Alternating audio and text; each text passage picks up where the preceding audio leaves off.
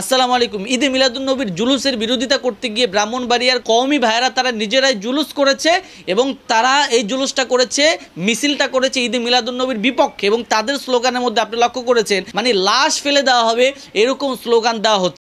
আজকে দেখলাম এক জায়গায় মিছিল হচ্ছে, জুলুস হবে যেখান থেকে লাশ পড়বে সেখান থেকে।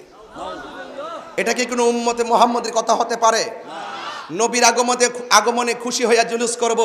তোমরা যখন বাংলা নববর্ষের ভিতরে তোমরা যখন মনে করেছো বাংলা নববর্ষে অশ্লীলতা চলবে না, তোমরা মনে করেছো বাংলা নববর্ষের মধ্যে বেহায়া মারা চলবে না, তোমরা মনে করেছো বাংলা নববর্ষের মধ্যে শোভাযাত্রা চলবে না, তখন তোমরা এই বছর কি করেছো?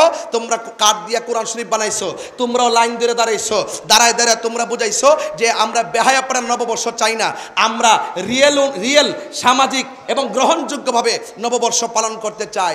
তোমরা যদি নববর্ষকে এমনভাবে শোভাযাত্রার নামে মিছিল করতে পারো একটা গ্রহণযোগ্য সিস্টেমের মাধ্যমে, তাহলে আমরা যেটা গ্রহণযোগ্য মিলাদুন্নবী, আমার নবী দুনিয়াতে এসেছেন, সেখানে আমাদের কর্মপদ্ধতি যদি ভালো হয়, কর্মপদ্ধতি যদি অশ্লীল না হয়, কর্মপদ্ধতি যদি বেহায়াপনা না হয়, কর্মপদ্ধতি যদি কোরআন সুন্নাহর সঙ্গে সাংঘর্ষিক না হয়, এই কর্মপদ্ধতি যদি হারাম না হয়, এই কর্মপদ্ধতি যদি নাজায়েজ না হয়, তাহলে সেই কর্মপদ্ধতি জশ্নে জুলুস করতে আপনার অসুবিধা কোথায়? এই জন্য আমি বলছিলাম যে আমি যদি এতগুলো দলিল দেই তারা মানবে না। লাস্টে বলছিলাম তোমাদেরকে আমরা অনেক দলিল দেই, তোমরা মানো না। এই জন্য আমি বলছি আসলে মিলাদুন্নবী জশ্নে জুলুস করা দলিলের ব্যাপার না, যারা খাঁটি প্রেমিক তাদের জন্য মহব্বতের ব্যাপার। কথা কি রাইট? আমি শুনেছি আমাদের মাসুম ভাইরা এবং নেতৃবৃন্দরা মিলে এবার ভৈরবের জুলুসটা নাকি ঐক্যবদ্ধ একসাথে করেছেন। এটা কিন্তু অত্যন্ত গুড ইনফরমেশন, গুড ডিসিশন। এটা কিন্তু খুব ভালো করে মনে রাখবেন। আমাদের ভৈরব জায়গাটা অনেক বড় না, মোটামুটি ছোট, একটু মোটামুটি টাইপেরই। আমরা যদি একসঙ্গে করি এটা আরও অনেক সুন্দরী দেখা যাবে। এই জন্য ঐক্যবদ্ধ থাকলে কেউ আমাদেরকে এই জোয়ার থেকে দাবিয়ে রাখতে পারবে। সাজ রব ওই দেখো কে এলো রে, সুবহানাল্লাহ জোরে বলবেন না? আল্লাহ বলতেছেন কে এলো রে, দেখো দেখো দেখো দেখো আমার পক্ষ থেকে নূর এসেছে। মা আমেনা বলে শোনো শোনো শোনো শোনো, আমি সেই নূর দেখেছি।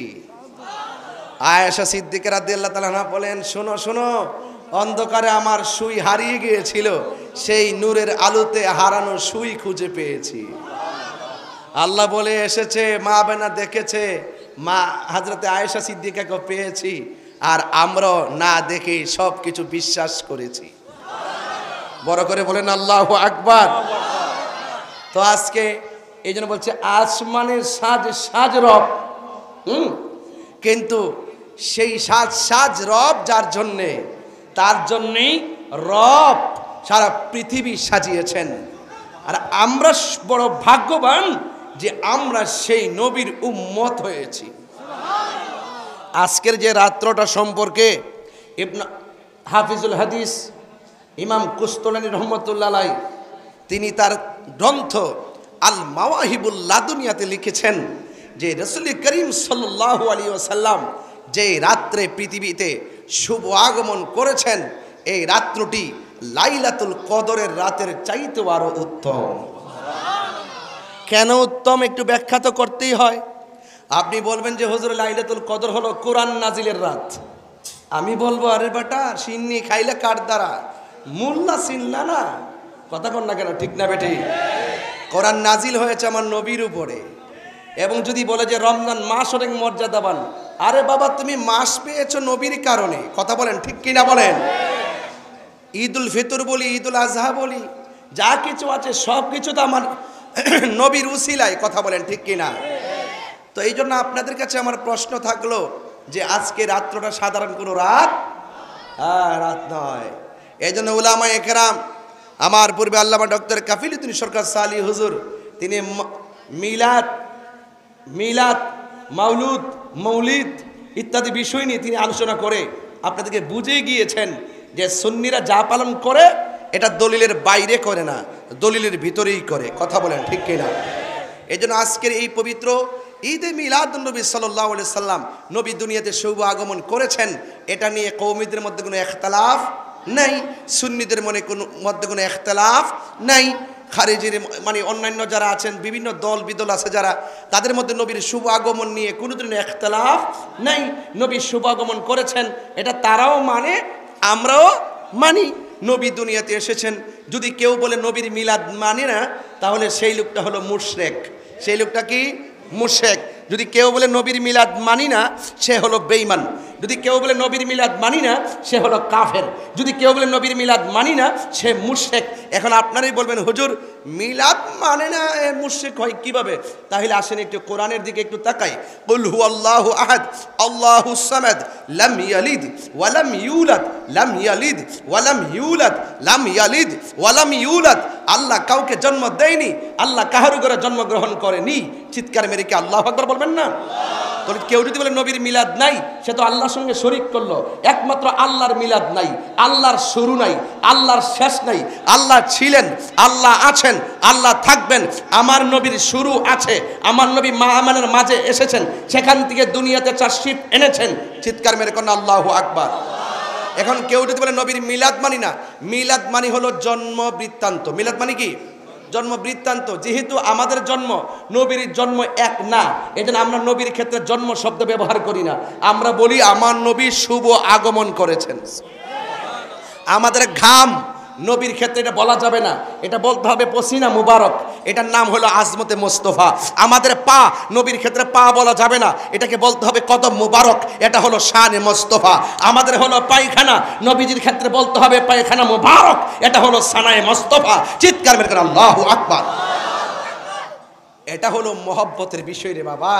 এই জন্য আমি বলতে চাই, আজকে রাত্রটা খুব মূল্যবান একটা রাত্র। চিৎকার মেরে বলেন না সুবহানাল্লাহ। আমার ভাইয়ের আমার, এই জন্য এই মিলাদুন্নবী সাল্লাল্লাহু আলাইহি সাল্লামে আমরা কি করি? আমরা নবী পাকের শান গাই। শান গাওয়া কি গুনাহ হবে? আমরা রাস্তায় হেঁটে হেঁটে নবীর শান গাই, গুনাহ হবে? আমরা রাস্তায় হেঁটে হেঁটে নবীর উপরে দুরূদ পড়ি, গুনাহ হবে? আমরা রাস্তায় হেঁটে হেঁটে নবীর উপরে সালাম দেই, গুনাহ হবে? আমরা এখানে বসে নবী পাকের সিরত মিলাদ নিয়ে আলোচনা করি, এতে কি গুনাহ হবে? তাহলে এটাকে আপনি বেদাত বললেন কোন দলিলে? নবীর আমলে দুরূদ ছিল কি ছিল না? নবীর আমলে নাত রাসূল ছিল কি ছিল না? নবীর আমলে সালাম ছিল কি ছিল না? তাহলে আপনি এই কর্ম পদ্ধতিকে বেদাত বলেন কিভাবে? এখন বলেন যে হুজুর এইভাবে তো সিরিয়াল দুইটা মিছিল কেউ করে নাই। আরে বাবা, আপনি কি ভুলে গেছেন আল্লাহর হাবিব যখন মক্কা থেকে মদিনায় গিয়েছিল, তখন ওই মদিনাবাসীরা আমার নবীকে দেখে দেখে বলছিলেন তলা আল বদরু আলাইনা। ওরা বলছিলেন দেখো দেখো দেখো, আমাদের মাঝে যে এসেছে সে শুধুমাত্র চাঁদ নয়, যেন আমাদের মাঝে পূর্ণিমার চাঁদ উদয় হয়েছে। আরে বড় করে বলেন না সুবহানাল্লাহ বলেন তো।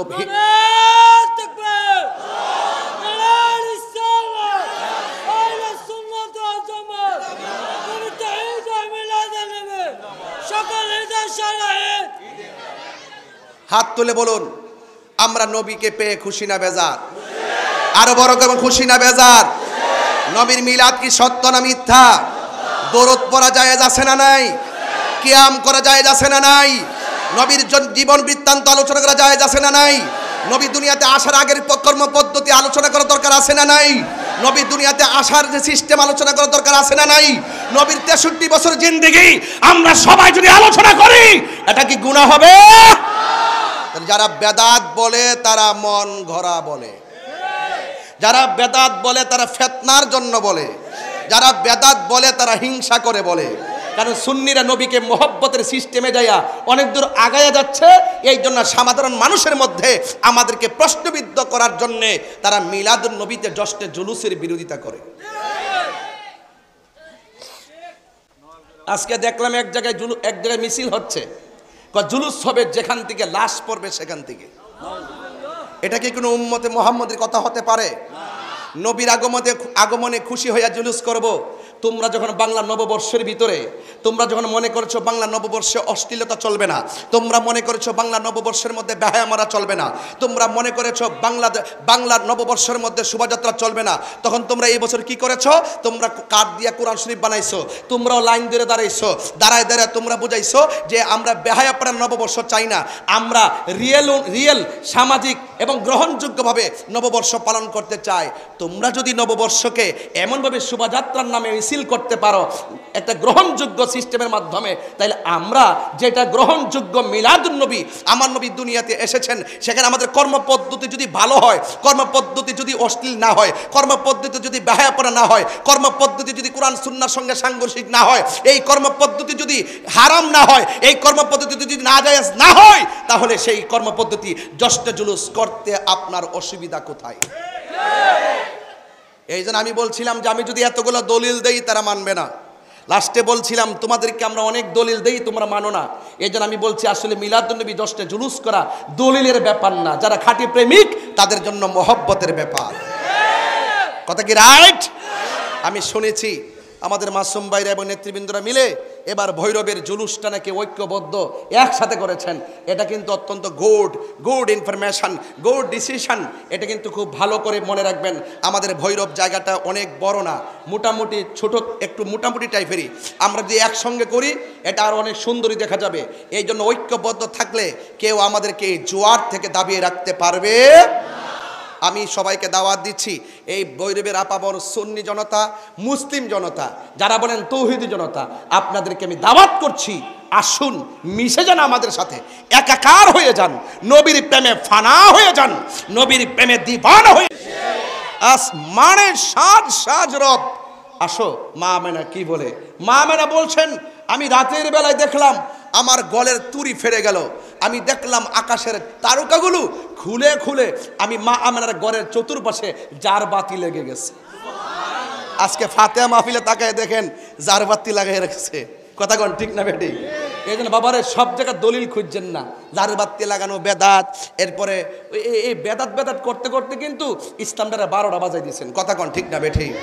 তো যাই হোক, আমরা একটা ক্রাইসিস সময় পার করছি, তবে আমি মনে করি আল্লাহর হাবিবের শুভ আগমন উপলক্ষে আমরা সবাই যদি কাঁধে কাঁধে কাঁধ রেখে রাজপথে ঐক্যবদ্ধভাবে শান্তির মিশন নিয়ে এগিয়ে যাই, শান্তির সমাবেশ নিয়ে এগিয়ে যাই, আমার মনে হয় আল্লাহর হাবিবকে সুন্দর করে রিসিপশনের মাধ্যমে লাকাদ কানা লাকুম ফি রাসূলিল্লাহি উসওয়াতুন হাসানা, নবীর মধ্যে যে উত্তম আদর্শ লুকায়িত আছে, সেই আদর্শ যদি আমরা ফলো করি তাহলে ভৈরবের সমাজ শান্তির সমাজ হবে, ভৈরবের সমাজ সম্প্রীতির সমাজ হবে। একমাত্র রাসূলে পাকই হলো আমাদের জন্য উত্তম মডেল। কথা বলেন ঠিক না বেঠিক? আমার ভাইয়েরা, আপনাদের কাছে আমার অনুরোধ থাকবে, তাহির হুজুর ভৈরবের জন্য নতুন কিছু নয়। আমি পরিষ্কার ভাষায় বলি, আমার নবী যদি না হতো ঈদুল ফিতর হতো না, আমার নবী যদি না হতো ঈদুল আজহা হতো না, আমার নবী যদি না হতো ঈদুল জুমা হতো না, আমার নবী যদি না হতো ঈদুল আরাফা হতো না। অনেকে যারা বলেন 2 ঈদ ছাড়া কোনো ঈদ নাই, আমি বলবো তাদের কিতাবের প্রতি তাদের কোনো দক্ষতা নাই। কারণ হাদিস শরীফে শুধু 2টা ঈদ নয়, হাদিস শরীফে জুম্মার দিনকে ঈদ বলা হয়েছে, হাদিস শরীফে আরাফার দিনকে ঈদ বলা হয়েছে। আর তারা যারা বলে 2টা ঈদ ছাড়া কোনো ঈদ নাই, তার মানে বোঝা গেল এদের ষড়যন্ত্র, এদের অদক্ষতা, এদের হিংসা বিদ্বেষ, ইসলাম শান্তির ধর্মটা যেন জলে পুড়ে সারখার মতন হয়ে গেছে। কথা বলেন ঠিক না বেঠিক? আসুন সুন্নিদের পতাকা তলে আসুন। আজকে স্বাধীনতার 53 বছর পরে আমরা সক্ষম হয়েছি প্রমাণ করতে এই দেশে একমাত্র শান্তিপ্রিয় দল আহলুস সুন্নাত ওয়াল জামাত।